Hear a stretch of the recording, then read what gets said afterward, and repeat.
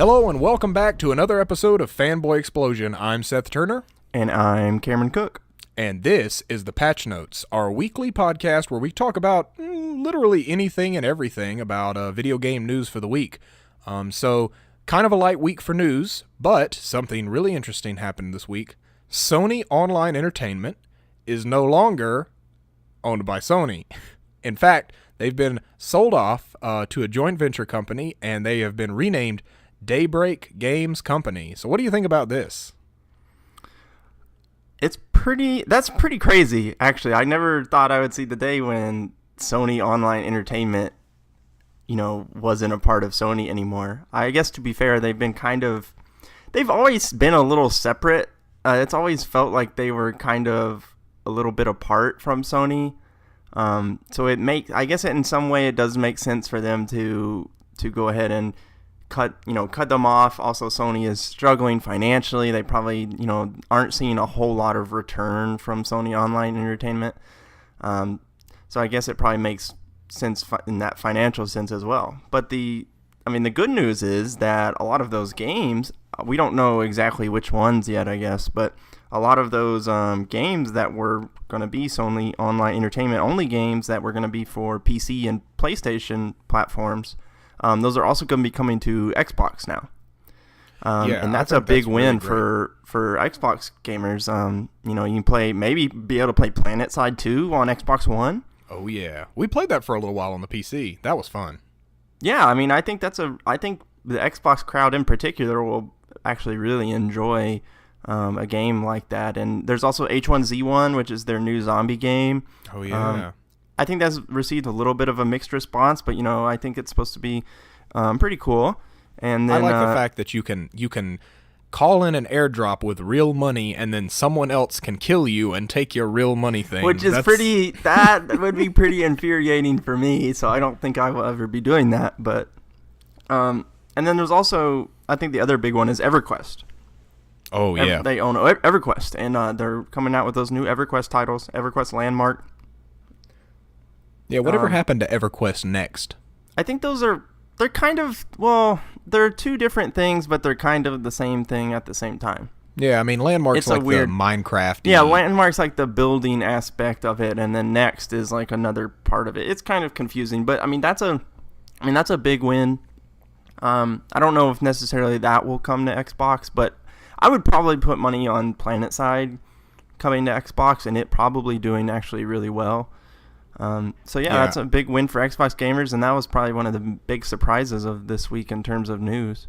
Yeah, I never want to see good games be limited on platforms, and PlanetSide 2, definitely, I think they need to fast track that and get that on Xbox One ASAP, because that was fun, and it is straight in that target demo of, people love Halo, they like these sci-fi shooters, and PlanetSide 2 is... It fits that perfectly, but on a much larger scale. So I think it would do really, really well. Yeah, Xbox is kind of known. There are other things, but it's kind of known for shooters. It's known for, it's the platform that gets Call of Duty first. It's the platform that has Halo, and it's just a lot of people who enjoy those types of games are playing on Xbox Live, and I think PlanetSide 2 would definitely be right up their alley and would probably succeed well on the platform. So that sounds like a good Games for Gold release, if you ask me. PlanetSide 2 is already free. Well, no, that's what I'm saying. That would be like be one of the things. They've honestly had worse Games for Gold options, but I think that would just be, that would be really cool to just come out and do that. But who knows? It may not even make it. There may be new stuff in the works. Who knows? But it is nice that they now have the option. And they even tweeted that they said, well, it's time to make Xbox One games. So I think that the studio is excited to get started on that. Yeah, for sure. Now, I guess the other probably big piece of news that happened this week was, which a lot of people are excited about. I saw that even Entertainment Weekly and all these other places were reporting on it, is Persona 5. Now, I am not super familiar with Persona. I've never played any of the Persona games, although I know a lot of people who highly, highly recommend it. What do you think about that, and do you have any experience playing any of those games? So I've never played a Persona game, personally. I've watched a Let's Play of a little bit of Persona 4, and it's one of those games that's always looked really interesting, but since I haven't been kind of deep dive in the Sony, you know, arena yet, that I haven't really had a chance to go hands on with it. But I watched the trailer that came out. I believe it was on Thursday. It would have been yesterday, and I have to say that as far as what I like when it comes to, I think when you see something and like with an anime art style, it turns a lot of people off, but I absolutely love anime. I love everything about it, and I think that the zany, crazy anime tropes, as far as, really colorful characters and just zany backstories, is really great. I don't know much about Persona, but it looks like I know that's what the franchise is known for, and it looks like Persona 5 is going with that. I mean, I watched the trailer when it came out, and you got, awesome guy jumping out of building wearing basically like a masquerade mask. It's just totally over the top. Looks like lots of really colorful characters. If you're looking for like Japanese culture kind of, encapsulated in a game, just in terms of like that fun anime style, it's got the little cute characters. You've got the multiple main characters from all different types of backgrounds. So I have to say that Persona 5 might be my jumping on port of where I really get on with the Persona franchise. And I've heard that it's one of those games you just pour hours and hours into. So I'm not sure exactly how the gameplay works. From what I understand, it's kind of like it's almost a dungeon crawler. Oh, wow. Is what it is. It's like a JRPG. Now, I grew up on Diablo, I'm down with that. Partly in a high school setting, but then also, it's like a dungeon crawler, which, I don't know, I think the art style and the characters really attract me, but from what I hear about the gameplay, I'm not sure if I would really dig it, but I'd have to play it to be sure. Now, it is PlayStation exclusive right now. It's not going to be coming to Xbox or anything like that. Yeah, I feel like the days of... have to snag a PS4 if we want to be able to play that one. Yeah, I feel like the days of not owning a PS4, they've got to end sooner or later. These consoles are starting to diverge from each other. The third-party multi-platforms are always there, but I feel like this generation, more so than the last, they're starting to diverge in a very stark and serious way, and I think that not completely closing off the entire platform just for the sake of it, I don't think that's a good way to look at all, like if you want to look at all games and really analyze games, like even if Persona is not a great game, there's a lot of other interesting titles that are coming. I think that those days are numbered. I would suspect that by year's end, I probably have a PS4. I really hope they do a price drop. That would be great. But if not, there's a lot of cool franchises. Like we said, I own a PS3. Uncharted was great. Or God of War was great. And so some of those, Uncharted specifically is coming back. And then there's some other PlayStation 4 exclusives that are coming. So I feel like probably soon I will be able to, sooner rather than later, I'll be able to give more insight on this PlayStation side, because I really am considering picking up one of those. I mean, we even talked about it earlier this week. I was like, I got a coupon, and they're bundling Last of Us, which I absolutely loved. And, I found a bundle that came with like a year of the PlayStation Plus. So I'm thinking it might be an interesting time to jump on board. It's just when you look at the track record in the past, there just wasn't many compelling PlayStation 4 releases for me personally. So, but this year looks a lot different. But I have a feeling that E3 will be the deciding factor. If I see some cool stuff there, I'll probably go out and slap the money down. Yeah, I mean, Sony they are a Japanese company, and so they attract all of those, anime style games from Japan. They always get a lot of those. PlayStation 3 is absolutely filled with them. And we did see a lot of those also on the PlayStation 2. So PS4 is kind of, I think, continuing that trend. Just not many people in Japan have an Xbox One. No one really cares about it over there. So correction, nobody has an Xbox One. So they're not making, those games for Xbox One, even for the Western market, if they can't also sell it in Japan. So it just kind of makes sense in that regard. I think the exception is Final Fantasy. Final Fantasy will be coming to Xbox One as well. And there is a big interest in that. I mean, I will be buying it on Xbox One because I don't plan on getting a PS4 anytime soon, probably. But yeah, it definitely looks interesting. I'd love the chance to play it. I know I've thought about trying to go back and play some of the older ones, but they're still pretty expensive games. And I just haven't really felt like throwing down the money for a $40 PS2 game. So I don't know when I'll actually get around to playing it. Although I've heard the 3DS one is pretty good as well. I think it's now is that Persona Q. Yeah, I think isn't that in a kind of different vein? Like it's not the exact same gameplay. I think it's probably not exactly the same. I think it's similar. I mean, I know it is like a dungeon crawler, but yeah, I don't know 100%. I'd love to play a demo or something, but I don't think there's a demo on the eShop or anything like that. It's okay. I'll probably break down and get a PS4, and then you can just come over and play that along with the Godzilla game. So yes, actually, that's if one thing was going to convince me to buy a PlayStation 3 or 4, it would be the Godzilla game that's coming out this summer. It's probably complete ass. It's probably not a good game at all, but that is irrelevant. I love Super Godzilla for the Super Nintendo, which is a total trash game. But I still love it, and I still play probably like once a year. I will sit down and beat it, and because it only takes like 2 hours. Is that your Half-Life? And it's still. I can't even say it's fun.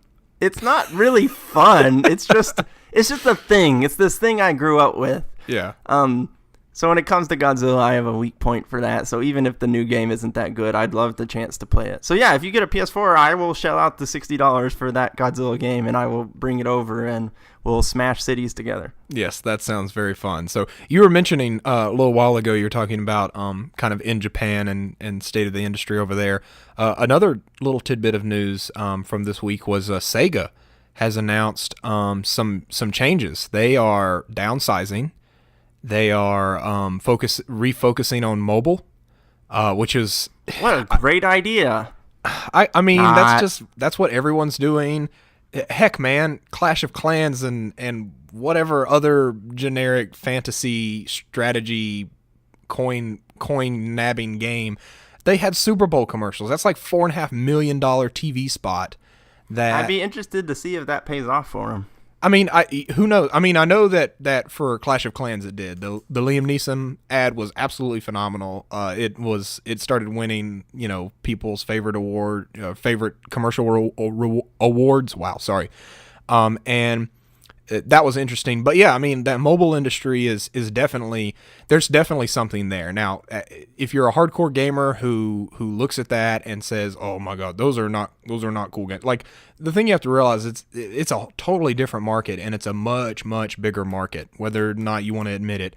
The number of people with phones that play games on them is much bigger than the number of people who own consoles. I mean, they sell, when a new iPhone comes out, they sell more of those probably in the first month than the consoles have sold up to now, So the platform's got a wider install base, and the barrier of entry so low. But nevertheless, it's specifically, it's going to be interesting to see where Sega goes from here. They haven't released a good game in a long time. I guess it doesn't really matter if they go to mobile. It's not like we're missing much of anything. I mean, they crunk out the occasional Sonic, which is there'll be some Sonic mobile games, I'm sure. We think it can't get any worse. Which maybe will be better than the Sonic games we've gotten recently. I mean, who knows? They've already announced one, I think, called Sonic Free Runners or something. I wonder what that plays like. Yeah. So, but the really sad part about that is that they are downsizing. They didn't use the word downsizing. They used another word, I think, but basically they're going to be restructuring. But basically, that's called layoffs. They're going to close down their San Francisco HQ, which has been there for a long time apparently, and they're going to basically refocus in on mobile games. So we'll see. I mean, they have a lot of really great IPs under their belt, and they tried the Crazy Taxi thing. Okay. Oh, yeah, I do remember that. Yeah. Yeah, they got a mobile thing, and that lasted all of 10 seconds, just like every mobile game does. If you don't see the trend there, they are very much trendy games that go in and out, and the ones that succeed either find ways to get their hooks in you, or they release a new game every 2 weeks that's just a reskin of last week's game. But nonetheless, it's going to be interesting to see where Sony sits, where Sega sits after this, and whether or not this is going to help them, because I know they probably haven't been profitable for a very long time. Yeah. Which is sad. But Sonic sells, and that's okay, I suppose. Oh, I think there's actually one other thing I wanted to talk about real quick, which I'm sure will get us into a frenzy in the next couple minutes. There were leaked images of what appear to be like limited edition Mario amiibos as part of the upcoming new Super Mario Brothers line. Well, you see, Cameron, every amiibo. They don't know this, they don't say this on the package, but every amiibo is a limited edition. Well, exactly, and these are ultra limited, I guess, because they're gold and silver Marios. Nintendo. They haven't formally announced anything about this, so we don't really know exactly, what the deal is or how much they will be, or if they're going to be like, available to the public or any of that. We don't really know. Except what we do know is that there will probably be 5 of them made, and no one will be able to get one, and then they'll go for hundreds of dollars on eBay. So I just wanted to throw that in there because I know we get worked up in the Amiibo frenzy and how poorly Nintendo has been handling the entire situation. I won't be trying to track down one of these myself, but I imagine lots of people will. Oh, and they will probably be very disappointed because, like you said, every Amiibo is limited edition except for standard Mario and Peach, just about. So yeah, these ones will be even more exclusive, harder to find, I'm assuming, and that's gonna give a lot of people a major headache trying to keep the whole collection, and they can't find one of these. So yeah, I mean, this is just going to be one of those you're just going to have to deal with the fact that, like, my assumption is that this is going to be a very limited edition, probably like a World of Nintendo or Nintendo World exclusive, where you have to go to the location in New York City. That's what I would assume this is, because from what I understand, Skylanders does something similar. They'll have rare versions of characters that are available only at certain events. Well, I mean, we have tons of them at GameStop.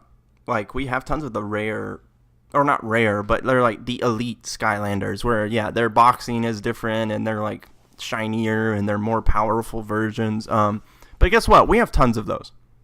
Yeah.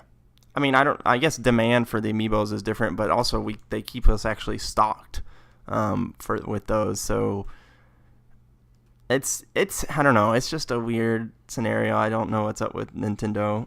I mean, it could be. Yeah, we'll see. They'll announce something soon, because I'm pretty sure like the documents that showed those were pretty legitimate. And those are supposed to be the new Super Mario Brothers line is supposed to come out in March alongside Mario Party 8, or not Mario Party 8, Mario Party 10. So we should be hearing something about that pretty soon.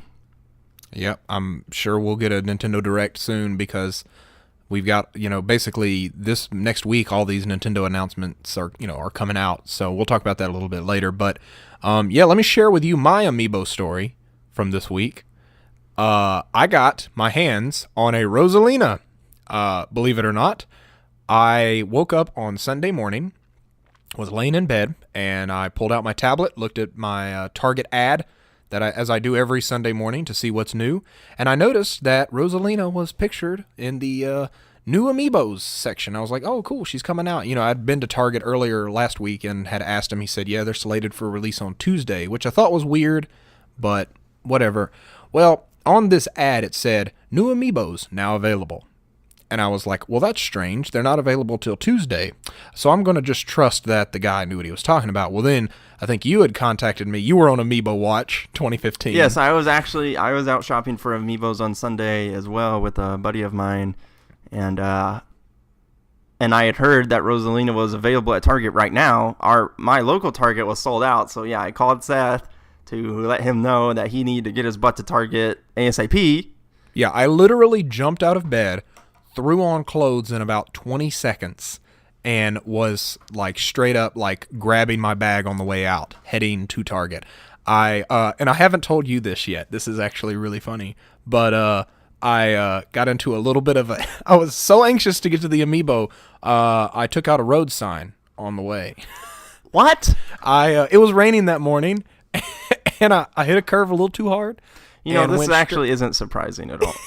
And went straight in. And what's weird is that I knew what was happening. Like I wasn't going exceptionally fast, but I was trying to shift over into the turn lane, and I felt the water take control of the car, not my wheels. They no longer had traction, and so I was like, all right, plane. We're heading straight into the sign here, and then it went boop, and I was like, okay. Wait, so what kind of sign? It was like a road sign. It was like a lane split sign or whatever, which I was gracious it was there, because behind it was the giant like what is it made of? It was just like a traditional like metal sign, that had the little metal pole, and the sign was like bolted onto it, and it was the metal pole with all the little holes in it. And did you like knock it over? It got a little bent, but it was Did you? I just kind of backed car up. It was injured?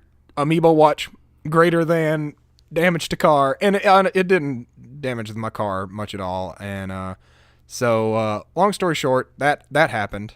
Probably, I don't know if that should have been shared or not, but it is. Oh no, the law is coming for you, son. They're gonna break it in the door, breach and clear. But no, so then I got there. They did have the Rosalina in stock. I was able to get that, and it's sitting here. It's a beautiful figure. I haven't opened it yet. I'll probably do an unboxing for the YouTube channel, so you can go over to youtube.com/fanboyexplosion if you want to see that. I'll be really digging deep into the design of it, because I think it's an absolutely beautiful figurine. So we'll take a look at that. Check out the YouTube channel if you want to see that. But that was like a big highlight for this week. Yeah. I managed to get the Toon Link for each of us, actually, because you couldn't find Toon Link. Yeah. Thank you for doing that, by the way. So yeah, I unboxed my Toon Link, and he's really cool. It's awesome, and I have Seth sitting here waiting for him. So the Amiibo army is gathering. I plan to actually buy a lot more in the coming months when the Wave 4 of Super Smash Bros. Comes out. Yeah, which ones are you looking at? I'm probably gonna snag Pac-Man and Lucina, and then I want the Luigi from the new Super Mario Bros. Line. So that's 3 more I'm gonna have. Yeah, the non-plank edition. Yeah. So that'll bring me up to 5 Amiibos, I think. Good. Yeah, which is dumb because I don't even have a Wii U, so I don't know why I'm buying all these. So, are you going to get a new 3DS? No, I'm going to get the, when they come out with I don't know what to call it exactly, the add-on that will make it so you can use the Amiibos on the 3DS. The hockey puck. Do what? The hockey puck. Whatever it is. They haven't really talked about pricing or when that's gonna come out, but I'll probably. Well, it comes out during the summer in Japan, so that means. Oh dear God, that's a long ass ways away. Yeah, that means you'll get to enjoy it 3 years from now. Well, that's really dumb that they're not fast tracking that, but I guess they want people to just upgrade to the new DS instead of buying the $20 little portal thing. You got it. But I don't care about getting a new 3DS. I fiddled around with it a little bit at GameStop, and it's cool. The 3D works actually really nice. The 3D head tracking works as advertised. It's pretty nice. You don't have to sit perfectly still to enjoy the 3D anymore. But other than that, it's a 3DS.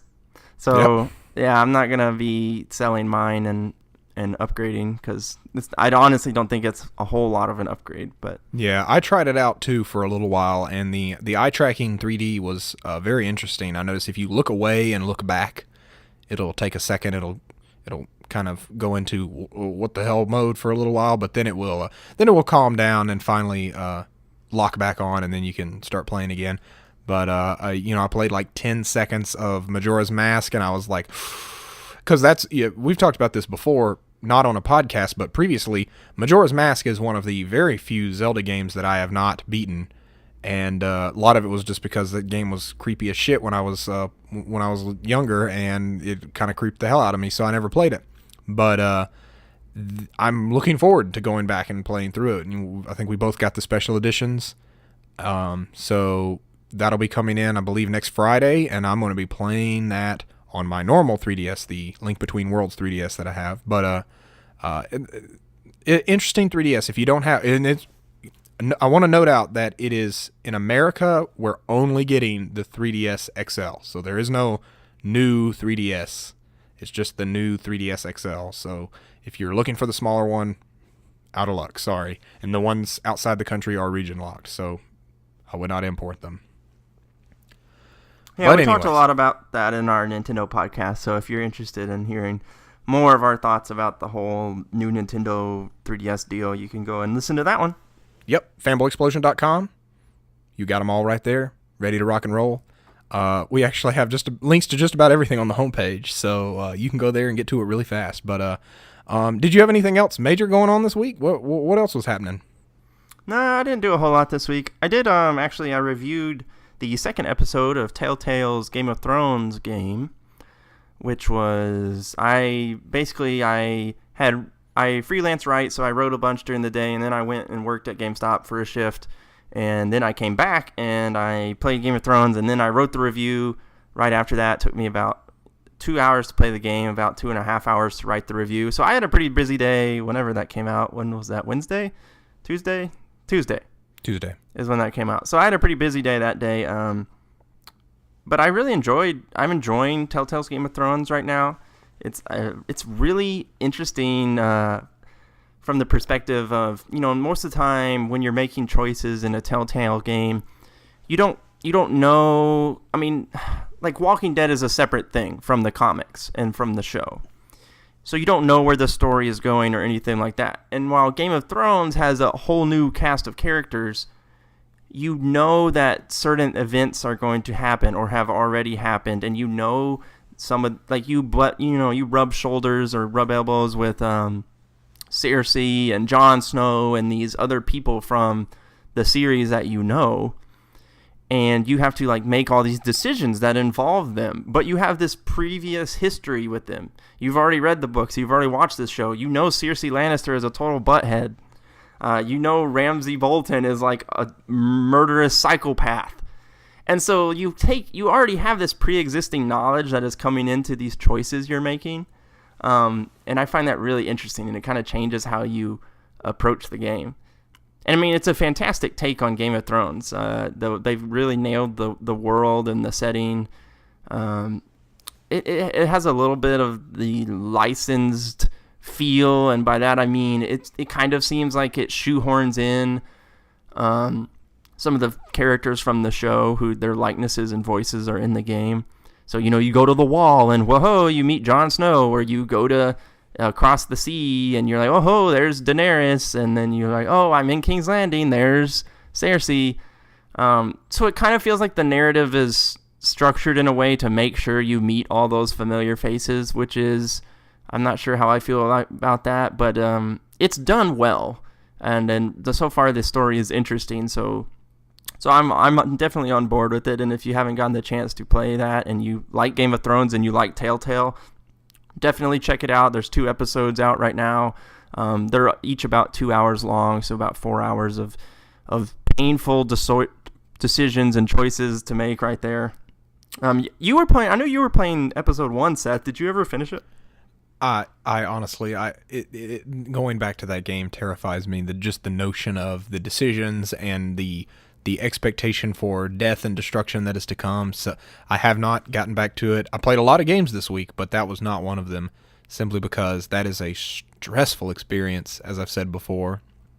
And I'll build up the courage eventually. I definitely need to do it sooner rather than later, because episode 2 is out and episode 3 will be close behind. But man, that game is so stressful, and I like my characters to not die, and I know that Game of Thrones is not where characters go to stay alive, so we'll see. So what did you play this week then? Man, I played a lot. I know for the past couple of weeks I've said I've been working on Fanboy Explosion stuff, so I haven't had time to play much, but fortunately this week was a much lighter load as far as that's concerned, and I was able to spend some more time. I got to play a lot of Metroid Prime. So the Metroid Prime Wii U trilogy came out. It was $10 last week, so if you missed that deal, I am so sorry, because it is fantastic. And I've never played Metroid Prime before, So this was my first experience playing through it. We just yesterday uploaded the first episode of my Super Metroid playthrough, which is my first Metroid experience in a very long time, and is my first experience with that game, which is considered a masterpiece. So definitely head over to our YouTube channel and check that out. But I figured, while I'm fresh off of playing Super Metroid, I want to see what the 3D, because you said that basically Super Metroid is the equivalent of Link to the Past, whereas Metroid Prime is the equivalent of Ocarina of Time. It brought that classic franchise into the 3D space. So I've really been enjoying it. It's got a really interesting flow. It makes me like, I'm sitting there playing it and I'm like, what?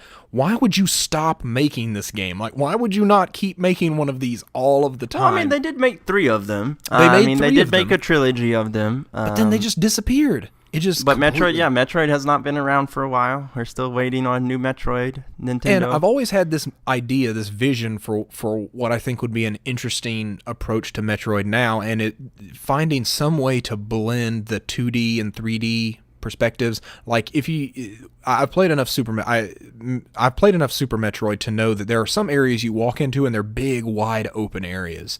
And there's a lot of verticality. You have to use a lot of different, power-ups while you're in this zone, and they'll usually kind of be a hub for areas in different directions.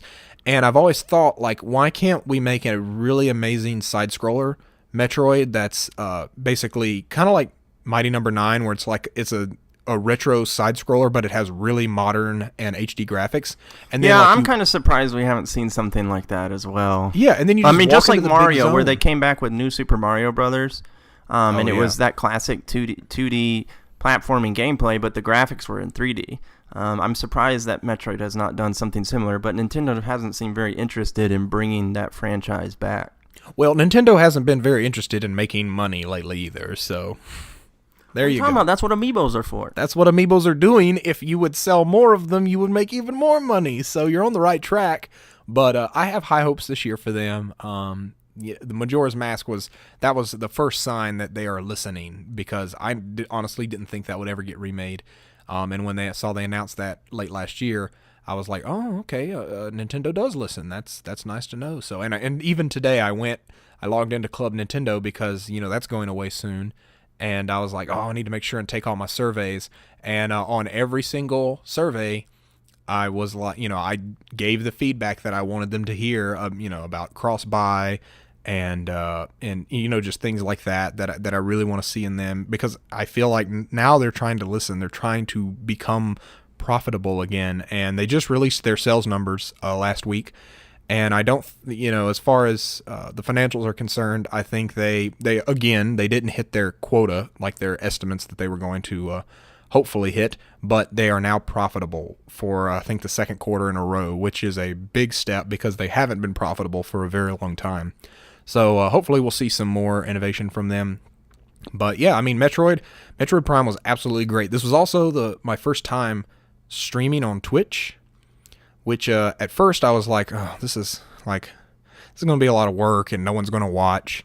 And, I noticed that the first time I streamed, like 3 people tuned in.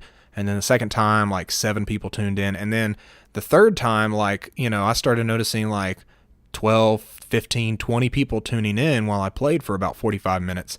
And the fourth time I streamed, got a lot more people, probably closer to 20 people tuned in for the stream.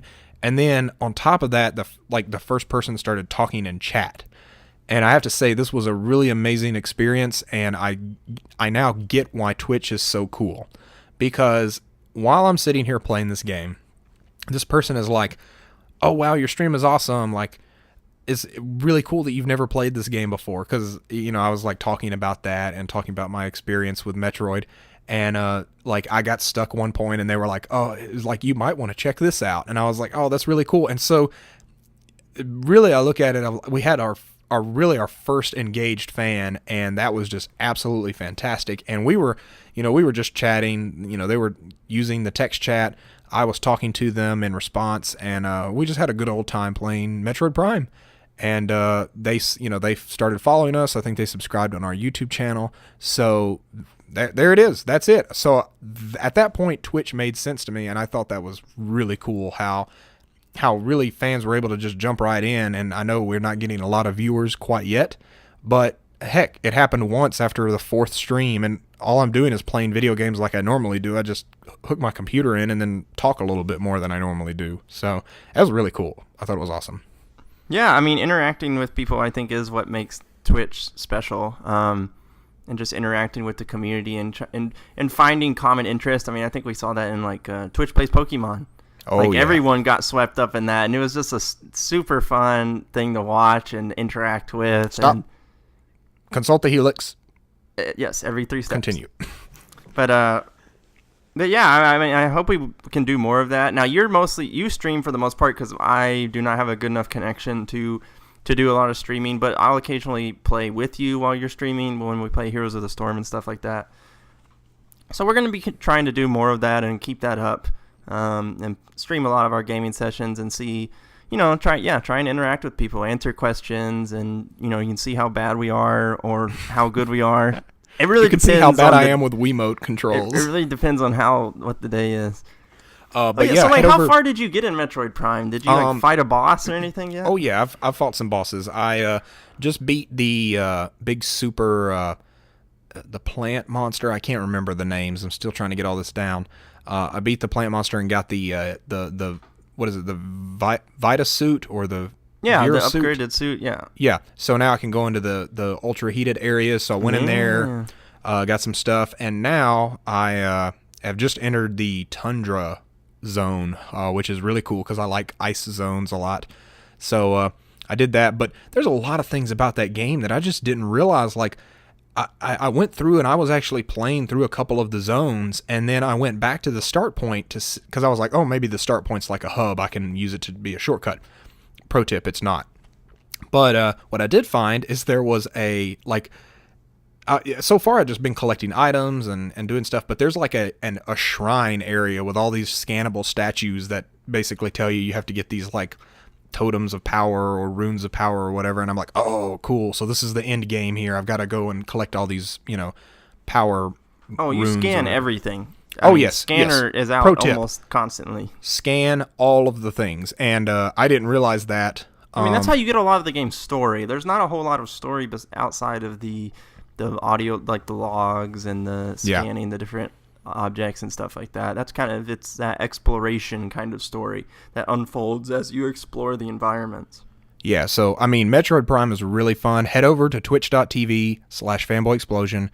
You can watch us play all kinds of games. We'll play Heroes of the Storm. I'll play Metroid Prime. We'll just have a good old time. Make sure to follow us there so you can get notified when we go live, but we also will tweet it out as well. So something else I played. So I played a lot of Metroid Prime. I did get a chance to play the Codename Steam beta as well. Or not demo. Beta, but like the demo that they released. Yeah. I think I'm on like level 2. No, I just started level 3, so I'm very early on in the. What did you think of it so far? I think you it's don't very usually fun. play that kind of those style of games, I guess. Yeah, I really don't, and it's very interesting. I can see where it's going to get very hard very quickly. The fact that you don't get an overview camera is frustrating, yet refreshing, because you don't have. It's not like XCOM where you can like create a full strategy. Like, well, yeah, that's kind of the point. You have to use your people as scouts and learn where the enemy is and stuff like that, as opposed to Fire Emblem where you see the layout of the whole map. So you kind of have to strategy on the fly a little bit more than for sure. And then also the whole dynamic of like taking a step forward, but then you can take a step back and get that steam or that power back. But if they see you, then they'll start attacking you. And then also the risk reward of like, oh, should I move an extra 3 squares or should I save that steam so that I can do Overwatch attack in case Overwatch they is really important, I think. Yeah, so I find myself only moving 1 or 2 squares so I can fit in 1 or 2 Overwatch attacks. But that's really interesting, but I haven't played it much. I know you talked about it some last week in the patch notes, so I think you had a bit more insight into it, but I had a chance to play it. That was fun. I'm going back and playing Shovel Knight on the Wii U. Good. Yes. I want to finish it. I think I'm to the last 2 levels, the Tower of Fate or whatever it's called. Yeah. So I'm there. I think I've got all the collectibles and upgrades that I know that I could find via talking to people. If your inventory is completely full, then yes, you have all of them. Okay. If there are I have spaces, then one no. spot.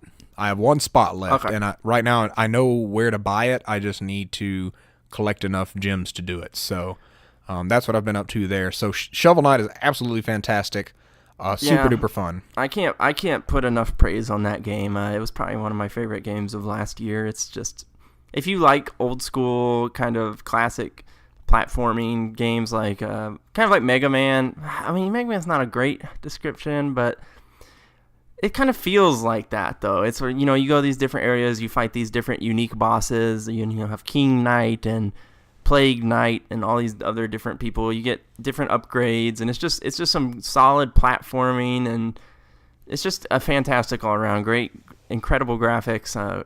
The music is top notch. It's got one of the best soundtracks I've experienced in a while. So if you haven't played that, definitely get that. You can get it on Steam, or it's also on Wii U and 3DS eShop. Yeah, you need to finish that. Yeah, it has a good ending as well. Probably this week. That's my before bed game, so I'm hoping to finish it unless I just get stuck. But I've been playing that, and also this week the Battlefield Hardline beta has been going on, and I got a chance to play that for several hours. I'd probably say about 4 or 5 hours so far, and it's very interesting. You're not a huge Battlefield fan, are you? I mean, it's all right. I mean, I've played it over the years. I think generally I like Call of Duty more, but even I'm kind of burnt out on Call of Duty now. So I'm looking for, if Battlefield Hardline's cool, maybe I'll pick it up. Well, I know for you, like, vehicles is always, like, I love vehicles. You're not a huge vehicle fan. I'm more of an arena guy. Yeah, you like to know, like, you like Halo vehicles because you know the rules to taking them down, but Battlefield is not, you have to pick the vehicle takedown class for the most part. But Battlefield Hardline, I played the alpha or earlier beta, whatever. It was all right. I was like, okay, good, it's Battlefield, but cops and robbers. This beta is definitely showing more of what the game is going to end up being, which is basically a cop show, except with Battlefield in it. So if you're coming looking for anything outside of normal Battlefield gameplay, you are going to be disappointed. However, it is the most fresh take I have seen on Battlefield probably since Battlefield 3, which many people would consider the kind of turning point for the series to where it is today. I did the heist missions, which were in the previous beta, but basically the bad guys have to get bags of money and get them to extraction points. So before, those extraction points were trucks, so you just had to basically run it up to the truck. But this time, you basically break into the bank, you have to get the 2 bags of money out, and you have to get them to a helicopter drop zone. You have to stand there for about 5 seconds, and then the helicopter comes in, and you have to attach it to a rope that comes down. That's amazing. So it's a whole new dynamic, because I was playing and so you have the vault of the bank, right? Mm-hmm. And you can set bombs on the roof of the vault. You can set bombs through the bank manager's office. So basically the robbers are trying to plant those bombs first to open up their avenues. And then once that's opened up, they're trying to get those bags of money out.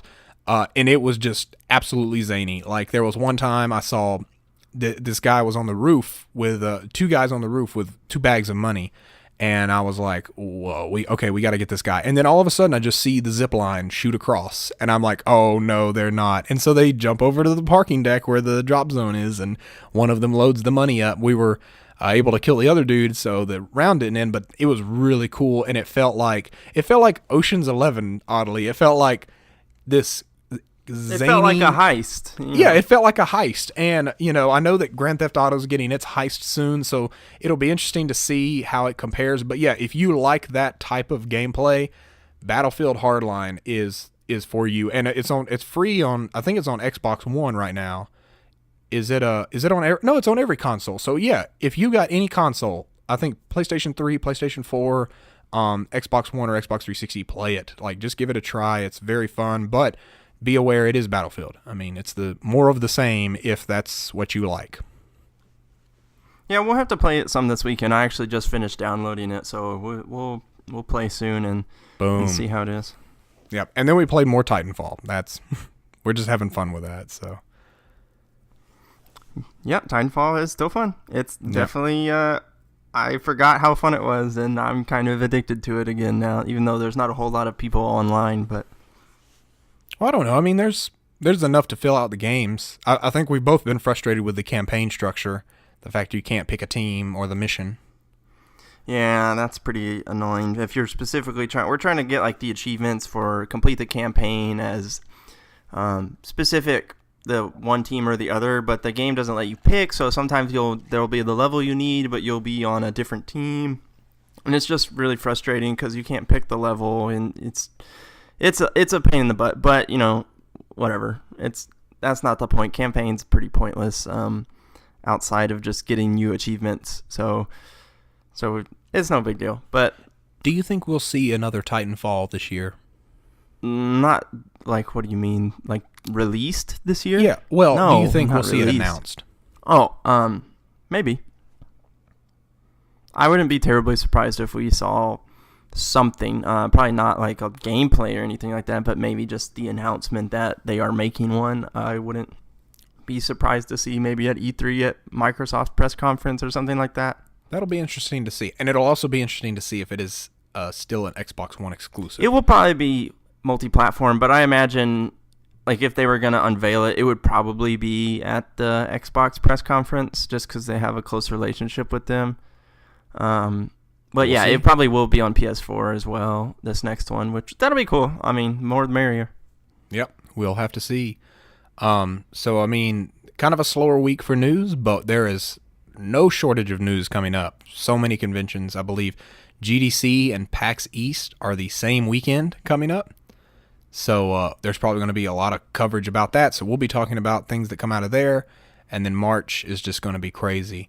But we're already getting started because next Friday, 1 week from today, we're going to have all this good Nintendo stuff that we talked about in our Nintendo podcast. A lot of it's going to be announced or actually be releasing. I know the new 3DS XL comes out next Friday.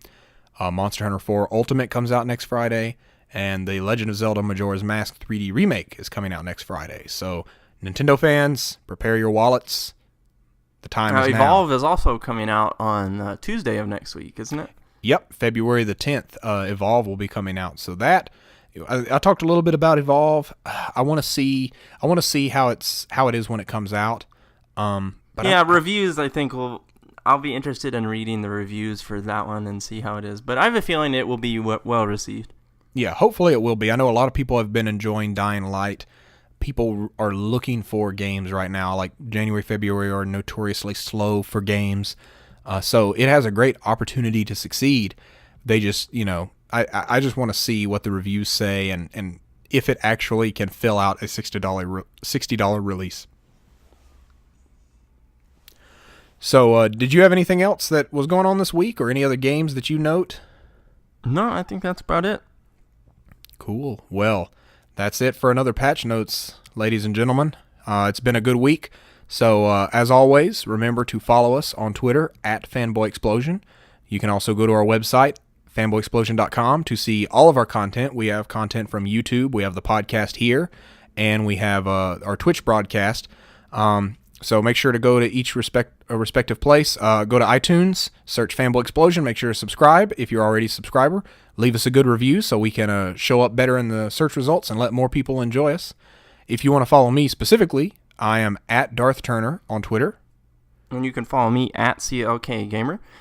And we just want to encourage you guys to, if you do have questions or just anything you want to know about us or you want us to answer your question on one of our podcasts, be sure to send us a question or send us any kind of feedback or responses to the Fanboy Explosion email, which is just fanboyexplosion@gmail.com. Or you can also send it to the Twitter account, either through private message or just tweet at us, and we'll be sure to get back to you. And if you have some experience with Persona, please share with us kind of what you think, like what you love about the series. We talked about it earlier, but let us know what you love about it because we're both new to the franchise, and we would like to get some kind of insider some insider info as to what really makes Persona 5 great, or Persona series great, and that might be something for us to look into playing. So, like you said, send it to the email, send it to us via Twitter, and we'll take a look at it. So, anything else you wanted to add before we sign off? No, I think that'll be it. All right. Well, folks, thanks for listening. You have a great week, and we'll see you next time.